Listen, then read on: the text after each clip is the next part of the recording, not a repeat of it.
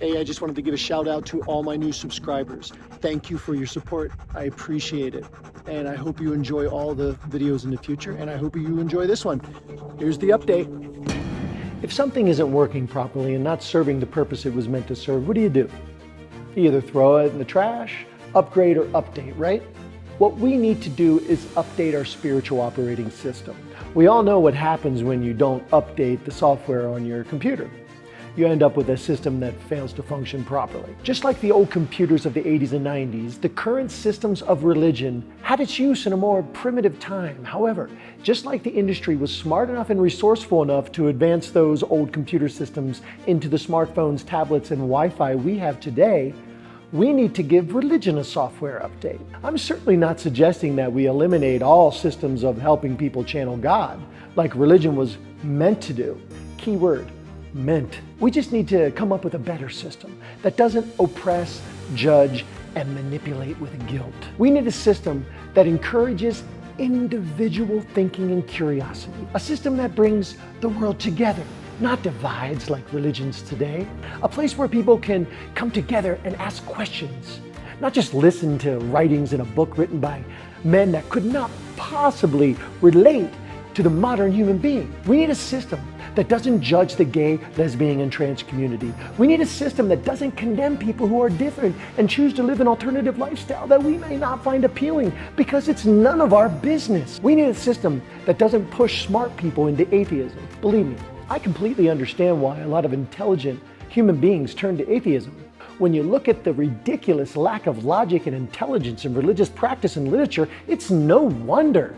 I personally believe it's an insult to God not to use our God-given intelligence, logic, and curiosity.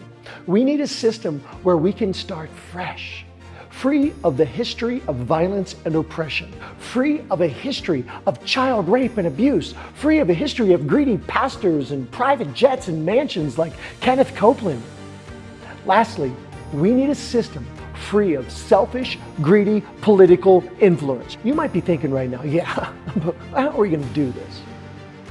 I completely understand your pessimism, but I believe if enough of us start talking about it, it will come to pass. All revolutions start with honest conversations about the changes we want to see in the world. We need to plant the seed of true righteousness, true spiritual freedom in the subconscious mind of society. And you can do this by sharing this video with the world and subscribing and supporting this channel, not with money, just your love, attention, and prayers.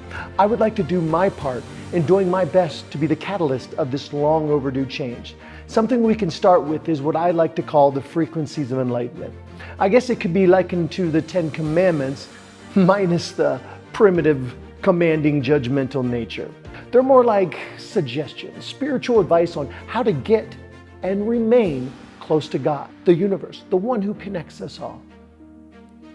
The frequencies of enlightenment can be used as a foundation for spiritual growth. Read the frequencies of enlightenment on a regular basis. Learn more about them. Know them inside and out. Live them. It's best to read them when your subconscious mind is at its most fertile times, which is first thing in the morning and right before you go to bed, or before and after meditation. However, any time is beneficial. Also write a list of the top 10 things you are thankful for. Memorize that list. At night before bed and first thing in the morning, express gratitude to God, the universe, or whatever title you feel most comfortable with for at least these 10 things.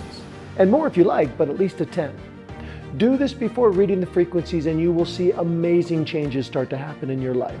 The frequencies of enlightenment can be likened to a disinfectant that cleans up all the static around who you truly are and accesses the God frequency. Over the period of our lives, we develop a film of calcification or dirt, grime, poop, whatever you want to call it, around the pineal gland.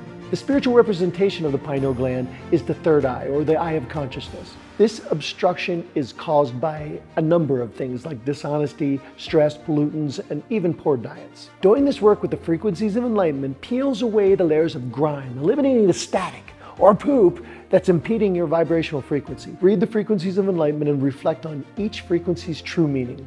Anytime something goes wrong in your life, ask yourself which frequency it falls under. There's not one thing in life that can happen that the frequencies of enlightenment doesn't cover. It's like a combination that unlocks the door to the God frequency. Try it out. See the amazing changes that can happen in your life.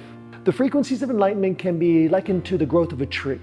The first frequency being the soil, Mother Earth, the foundation of all growth to come, the womb of creation. Treat others, including nature and all of its creatures, as you long to be treated.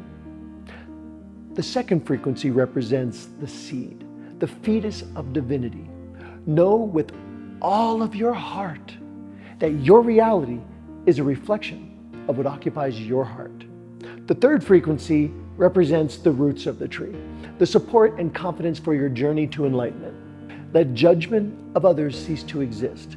Everyone is doing the best they can at their own level of consciousness. The fourth frequency is the mighty trunk of the tree, the celestial frame. Your body and mind are divine vessels.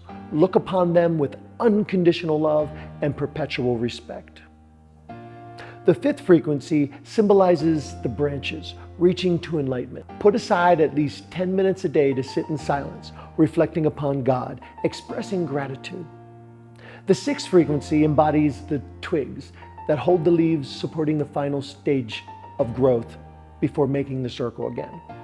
Dwell not on external bliss, for the foundation of true happiness, freedom, and paradise forges this blueprint from within. The seventh frequency exemplifies the leaves of the trees, the final stage of enlightenment.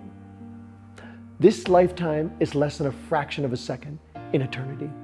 Recognize the oneness of all and embrace the truth that you are an immortal spiritual being experiencing a mortal human life. Embrace this celestial roller coaster of perpetual love, my friends. Be like a fallen leaf being carried down a stream.